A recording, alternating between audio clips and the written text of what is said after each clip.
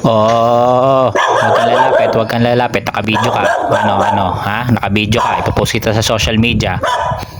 Huwag kang lalapit, sabi huwag kang lalapit. Ay, vlogger ako, nagja-jogging lang ako dito, ha? Nagja-jogging lang, papawis lang, umayos ka.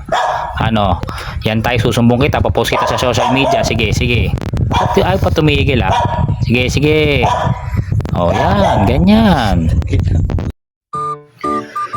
Yo, what's up guys? For today's video nga pala, medyo kinabahan tayo ng konti, di ba? Medyo napabilis yung takbo natin doon, guys.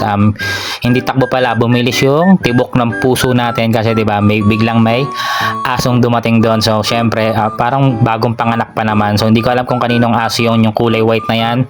So, tamang jogging lang tayo, di ba, papawis, tas makakagat ka pa ng aso, di ba?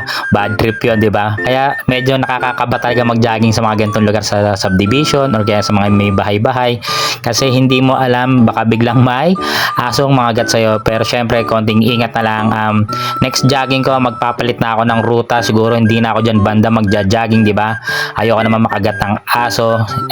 Papalit tayo ng ruta, di ba? So, hindi na ako dadaan dyan.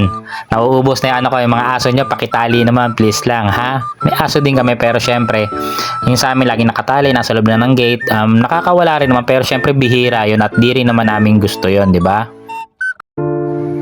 So, ano nga pala yan, syempre kaya takot ako sa aso, syempre for safety, 'di ba? Syempre yung aso, hindi natin alam kung may rabies yan or may turok yan, 'di ba? So alam niyo naman yung rabies sa mga na-jaggeries diyan or sa hindi nakakaalam yung sa rabies, 'di ba? Delikado nga pala 'yon. Ang alam ko 7-7 'yon, 7 days, 7 weeks, 7 years.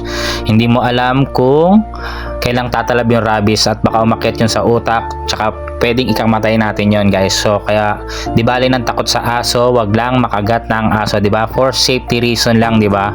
For awareness na rin, guys, umiwas na lang kayo sa aso. Ano nga pala, technique ko dyan, tuturuan ko kayo ng technique. Huwag kayong tatalikod sa aso tapos titingnan nyo kung lalapit siya, kasi may mga aso na ganon, takot naman yun sa personal, matapang lang yung pag malapit sa gate. Pero pag yung aso yung talagang parang yung aso na wala na sa sarili, yun, delikado na yun, guys, baka may rabies yun. Kaya umiwas na agad kayo, tumakbo na kayo pag gaganon yung datingan, okay? So, thank you for watching, guys. Sana may natutunan kayo sa video na to, guys. So, ito nga pala yung ano dito?